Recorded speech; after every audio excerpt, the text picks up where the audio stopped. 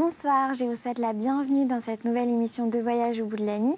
Je vais poursuivre avec vous la nouvelle de Rudyard Kipling, La marque de la bête. Donc si vous avez loupé, vous pouvez la retrouver sur le replay de l'émission. Donc Kipling, c'est un écrivain britannique, c'est un auteur de romans, de poèmes, mais aussi de nouvelles, comme aujourd'hui, de la fin du 19e et du début du 20e siècle. Et ça va être le premier auteur en langue anglaise à recevoir le prix Nobel de la littérature, c'est assez important, en 1907. Mais retrouvons tout de suite la fin de notre histoire. Je vous souhaite un très bon moment.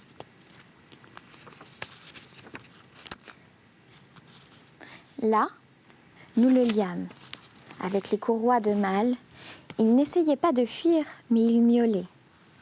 Au moment de sa confrontation avec la bête, la scène devint indescriptible. La bête se courba en arrière, en arc de cercle, comme dans le spasme d'un empoisonnement, à la strychnine. Il gémit de la façon la plus lamentable. Plusieurs autres choses se passèrent également, mais impossible à transcrire ici. « Je crois que j'avais raison, dit Strickland. Maintenant, nous allons lui demander de guérir ça. » Mais le lépreux ne fit que miauler. Strickland s'enveloppa la main dans une serviette et retira du feu les canons de fusil.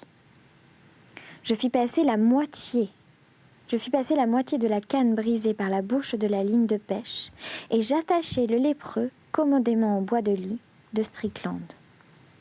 Je compris alors comment des hommes, des femmes et des petits-enfants peuvent supporter de voir brûler vive une sorcière. Car la bête gémissait sur le plancher. Et bien que l'homme d'argent n'eût pas le visage, on pouvait voir d'horribles frissons parcourir la dalle plane qui en tenait lieu, exactement comme des ondes de chaleur se jouent sur du fer rouge. Un canon de fusil, par exemple. Strickland tint ses mains sur ses yeux un instant et nous nous mîmes à l'œuvre. Ce qui suit n'est pas destiné à l'impression. Le jour commençait à poindre quand le lépreux parla. Ces miaulements, jusqu'à ce moment, ne nous avaient été dans aucune satisfaction. La bête gisait évanouie d'épuisement et la maison était très silencieuse. Nous détachâmes le lépreux en le sommant d'expulser l'esprit malfaisant. Il se traîna vers la bête et lui posa la main sur le sein gauche. Ce fut tout.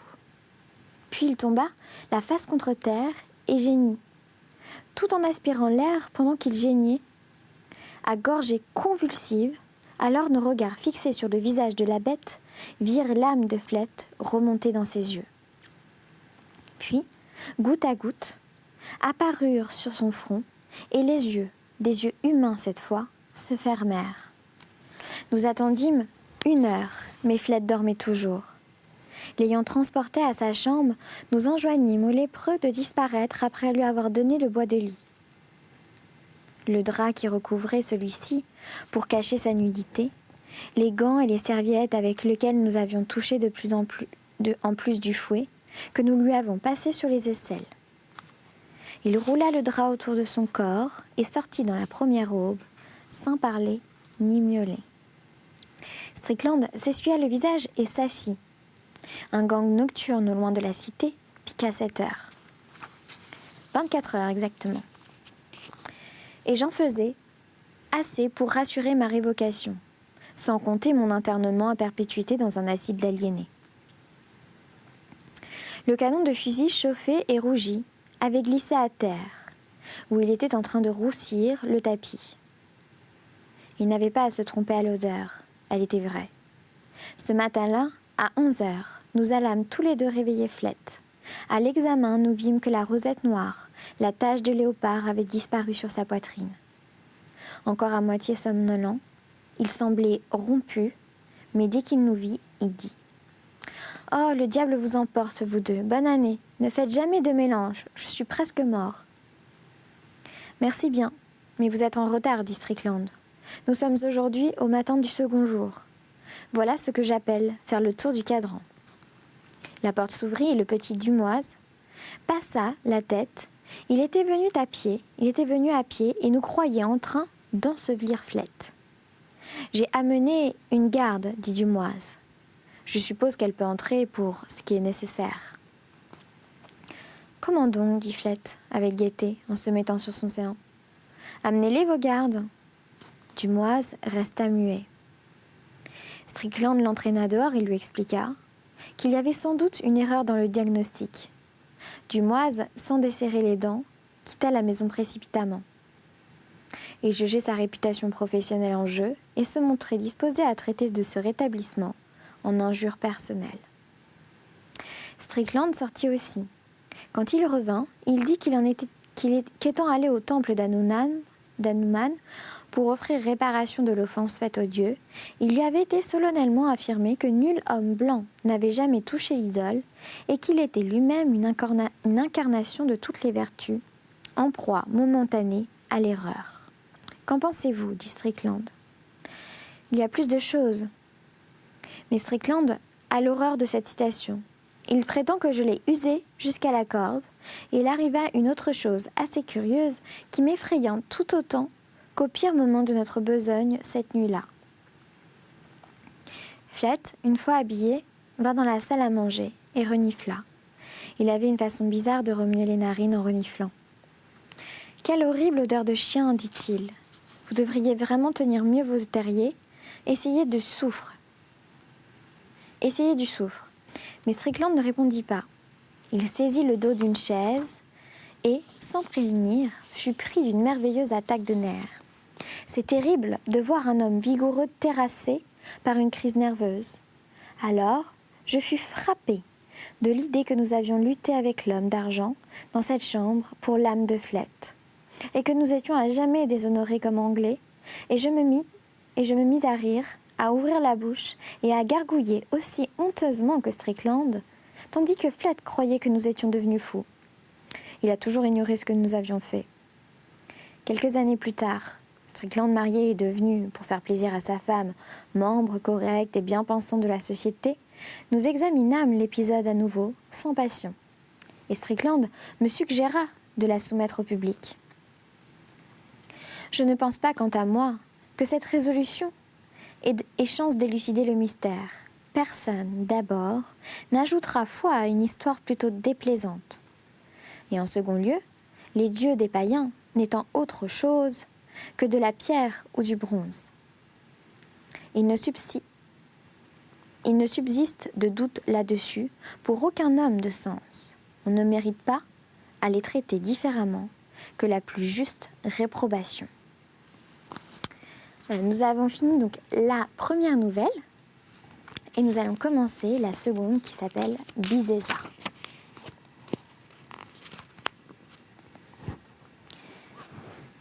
Un homme, quoi qu'il arrive, doit s'en tenir à sa caste, à sa race et à son rang.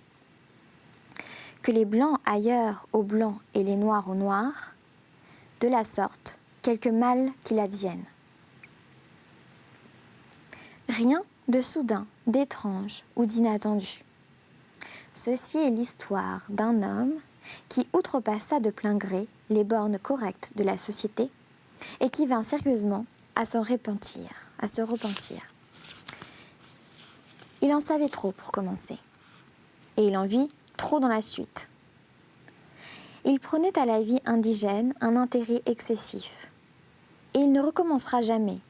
Enseveli au cœur même de la cité, derrière le buste de Gita Medji, se trouve l'impasse d'Amirnath, laquelle finit contre un mur tout nu, percé d'une seule lucarne grillée. À l'entrée de l'impasse, on voit une grande étable à bestiaux, et les murs, de part et d'autre, n'ont point d'ouverture. Ni Suchet, ni Suchet Singh, ni Gaur n'entendent que leurs femmes voient le monde extérieur. Si Durga Charan en eût ainsi pensé, il serait plus heureux aujourd'hui, et la petite Bizéza pourrait pétrir son pain elle-même. Sa chambre, plongée à travers la fenêtre grillée au fond de l'étroit et noir cul-de-sac, où le soleil ne venait jamais et où se vautraient les buffles dans la fange bleue. Elle-même était veuve. Elle avait à peu près 15 ans et priait les dieux nuit et jour. Elle les priait de lui envoyer un amant, car elle n'aimait pas la solitude. Un jour, l'homme en question, c'est Tréjago qu'on le nommait, pénétra dans l'impasse d'Amirnath. Au cours d'une flânerie vagabonde et passé les buffles, trébucha sur un gros tas de fourrage. Il vit alors que l'impasse se terminait en trappe et entendit un petit rire derrière la fenêtre grillée. C'était un joli petit rire, et Tréjago, n'ignorant point qu'en pratique les vieilles 1001 nuits vous guident toujours à propos, s'avança vers la fenêtre et récita à voix basse le couplet de la chanson d'amour d'Ardial, qui débute ainsi. Un homme peut-il résister debout devant la face nue au soleil, ou l'amant en présence de la bien-aimée? Si le pied ne me manque, ô cœur de mon cœur, suis-je à blâmer, moi qu'aveugle l'éclair la beauté? On entendit un tintement affaibli de bracelet derrière le grillage, et une petite voix reprit la chanson, au 5e couplet. Hélas, la brune peut-elle dire au lotus son amour, quand la porte du ciel est close et que les nuages s'assemblent pour les pluies? Ils ont pris ma bien-aimée, ils l'ont emmenée sur leurs chevaux, de Somme vers le nord. Ils ont mis des chaînes de fer aux pieds, dont mon cœur était l'escabeau, quand les archers s'apprêtent. La voix s'arrêta tout à coup, et Tréjago sortit de l'impasse, en se demandant que diable avait bien pu riposter ainsi du tac au tac, et si joliment à la chanson d'amour de Ardial. Le lendemain matin, comme il partait en voiture pour son bureau, une vieille femme jeta un gros paquet dans son dog-car. Il y avait dans ce paquet la moitié d'un bracelet de verre cassé, une fleur de dac aux pétales rouge sang, une pincée de busa ou nourriture à bestiaux et 11 cardamones. Ce paquet était une lettre. Non pas une lettre maladroite ou compromettante, mais une lettre naïve et inintelligible, épître d'amour. Tréjago en savait beaucoup trop sur ces choses. Ainsi que je l'ai dit plus haut, aucun Anglais ne devrait être capable d'interpréter une lettre de ce genre. Mais Tréjago étala tous les menus objets sur le couvercle de sa boîte à papier et se mit à en déchiffrer le brébus. Un bracelet de verre cassé. Cela représente une veuve de religion hindoue, d'un bout de l'Inde à l'autre, parce qu'à la mort de son mari, on brise à une femme ses bracelets sur les poignets. Tréjago comprit le sens du petit morceau de verre. La fleur de dac signifie respectivement désir, bien, écrit ou danger, selon les autres choses qui l'accompagnent. Une cardamone veut dire jalousie, mais quand un de ces articles figure au nombre de plus d'un dans une lettre de cette sorte, il perd son sens symbolique et ne représente plus qu'un chiffre indiquant le temps. Ou bien le lieu, s'il envoie, contient aussi de l'encens, du lait caillé ou du safran. Le message s'interprétait donc. Une veuve, une fleur de dac et busa à 11 heures. La pincée de busa fait une illumination pour Tréjago. Il se rendit compte. Ce genre de lettre se prête amplement à la science d'instinct, que le busa se rapportait au gros tas de fourrage où il avait buté dans l'impasse d'Amirnath. Le message devait venir de la personne qu'il avait entendue derrière le grillage, et elle était veuve. La communication devenait: une veuve, dans l'impasse où il y a eu un tas de busa, désire que vous veniez à 11 heures. Tréjago jeta le tout au feu et se mit à rire. Il savait qu'en Orient, les hommes ne font pas l'amour sous les fenêtres à 11 heures, pas plus que les femmes n'y donnent des rendez-vous une semaine à l'avance. De sorte que cette nuit-là, à 11 heures, vêtu d'un burqa, lequel peut couvrir indifféremment un homme ou une femme, il entrait dans la passe d'Amirnath. Aussitôt l'heure piquée au gong de la ville, la petite voix derrière le grillage attaqua la chanson d'amour d'Ardial. La chanson est vraiment jolie dans l'original. Traduite, on y trouve plus de ton poignant, la plainte. Elle dit à peu près ceci. Seule sur la terrasse vers le nord, j'épie au soleil l'orage et ses lueurs. Oh, la douceur de tes pas vers le nord, reviens-moi, mon amour, ou je meurs. À mes pieds couchés le bazar sommeille, plus bas des chameaux dorment sans rumeur, avec des captifs dont la seule veille. Reviens à moi, mon amour, ou je meurs. Ma marâtre est vieille et la tente est vaine. Mon toit sans pitié pèse à mes douleurs, et je bois mes pleurs et mange ma peine. Reviens à moi, mon amour, ou je meurs. Comme la chanson s'arrêtait, Tréjago s'avança jusqu'au-dessous du grillage et murmura « Je suis là ». Il faisait bon regarder Bizéza. Cette nuit-là, vit le commencement de maintes étranges aventures. D'une vie double, si folle que jusqu'à ce jour, Tréjago se demande parfois s'il n'a pas rêvé tout cela. Bizéza ou la vieille servante, la même qui avait jeté la lettre figurée, avait décelé le lourd grillage des briques du mur, de sorte que la fenêtre glissait en dedans. Il ne restait qu'un carré de maçonnerie, accru par lequel un homme agile pouvait grimper. Le jour, Tréjago poursuivait la routine de son travail de bureau, ou bien mettait ses beaux habits et faisait des visites aux dames de la station. Tout en se demandant combien de temps elle voudrait connaître si elle l'entendait parler de la pauvre petite Bizéza, la nuit à l'heure où tout dormait dans la ville, c'était la course sous les plis malodorants du burqa, la patrouille à travers le buste de Jia Merji, le buste croché dans la passe d'Amirnat, entre le bétail dormant et les murailles mortes. Puis, à la fin de tout cela, Bizéza a le souffle égal et profond des vieilles femmes qui couchaient derrière la porte de la petite chambre dénudée, que Durgan Charan a loué à sa fille de sa sœur. De Durgan Charan, ni de son métier Tréjago, ne songea guère à s'enquérir. Et jamais il ne lui vint à l'esprit, comment par un hasard incroyable, il ne se fit pas surprendre, empoignardé 20 fois, avant la fin de sa démence, et le jour où Bizéza, mais le reste vint plus tard.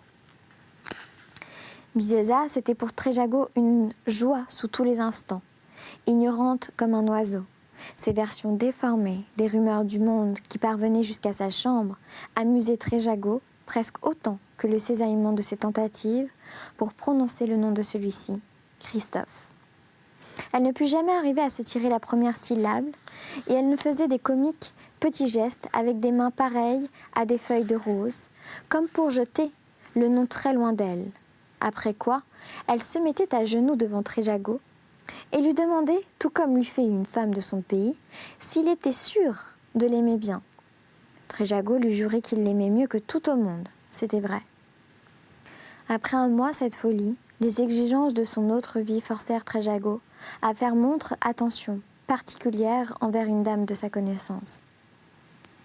On peut égérer en règle que tout accident de ce genre donne lieu à des remarques et à des discussions, non seulement chez les gens de même race, mais chez quelques 35 indigènes aussi bien. Tréjago dut se promener avec cette dame, lui parler à la musique une ou deux fois, l'accompagner en voiture, sans se douter un instant que sa vie secrète et la mieux aimée en dut souffrir.